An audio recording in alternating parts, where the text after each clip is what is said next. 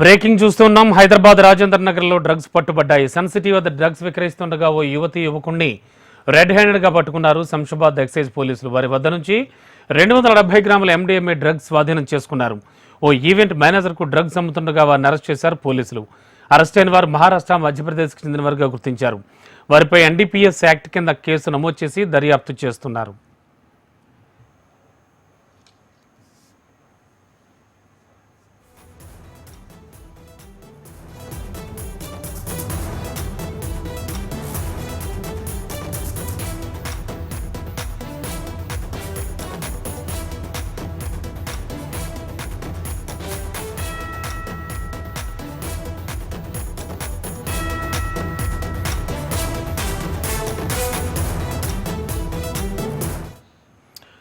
Breaking లో చూస్తున్నాం. హైదరాబాద్ రాజేంద్ర నగర్ లో డ్రగ్స్ పట్టుబడ్డాయి. సన్ సిటీ వద్ద డ్రగ్స్ విక్రయిస్తుండగా ఓ యువకుణ్ణి రెడ్ హ్యాండెడ్ గా పోలీసులు పట్టుకున్నారు. ఇదే అంశానికి సంబంధించి మరింత అదనపు సమాచారం అందించడానికి మా క్రైమ్ కరెస్పాండెంట్ అమర్ సిద్ధంగా ఉన్నారు. అమర్, డ్రగ్స్ పట్టుబడ్డాయంటున్నారు, ఏం చెప్తూ ఉన్నారు పట్టుబడ్డవారు?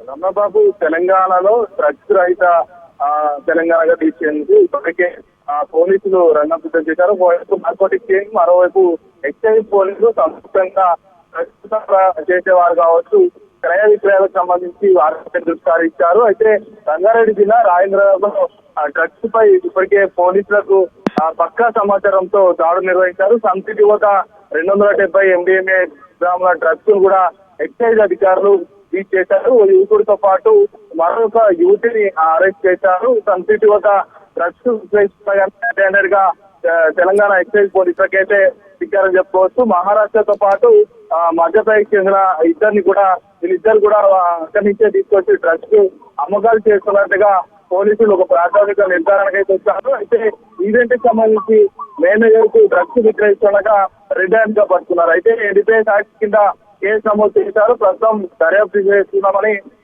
శంషాబాద్ ఎక్సైజ్ పోలీసులు అయితే చెప్తున్నారు. ముఖ్యంగా చూసుకుంటే ఒకవైపు డ్రగ్స్ కు సంబంధించి ఎలాంటి ఏదైతే డ్రగ్స్ అవగాహన కార్యక్రమాలు ఒకవైపు చేస్తుండగా మరోవైపు డ్రగ్స్ నిర్మూలిద్దామని ఎక్కడికక్కడ పోలీసులు, ఎక్సైజ్ శాఖ, మరోవైపు నార్కోటిక్ టీమ్ స్పెషల్ గా ఏర్పాటు చేసుకుని కూడా డ్రగ్స్ మూలాలను తీయడంతో పాటు డ్రగ్స్ అమ్మకాలు చేసే వ్యక్తులను కూడా పోలీసులు అయితే పట్టుకుంటున్నారు. ప్రస్తుతానికైతే ఈ ఇద్దరు వ్యక్తులు ఎన్ని రోజుల నుంచి డ్రగ్స్ విక్రయిస్తున్నారు, ఎంతమంది ఎన్ని ఈవెంట్లకు పార్టీలకు డ్రగ్స్ అమ్మారు అన్న కోణంలో కూడా ప్రస్తుతం ఎక్సైజ్ పోలీసులు దర్యాప్తు అయితే ప్రారంభించారు. ఈ ఇద్దరికి సంబంధించి కూడా వాళ్ళ నివాస స్థలమైన సన్ సిటీలో ఉంటున్నారు. సన్ సిటీలోనే పూర్తిస్థాయిలో వాళ్ళ ఇంటికి వెళ్ళి కూడా సోదాలు నిర్వహించారు. సోదాలు నిర్వహించిన క్రమంలో వాళ్ళు మధ్యప్రదేశ్, మహారాష్ట్ర చెందిన వారికి అయితే ఎక్సైజ్ పోలీసులు నిర్ధారణకు అయితే వచ్చారు. ఇంకా దర్యాప్తు అయితే కొనసాగుతుందని పోలీసులు చెప్తున్నారు. రామబాబు.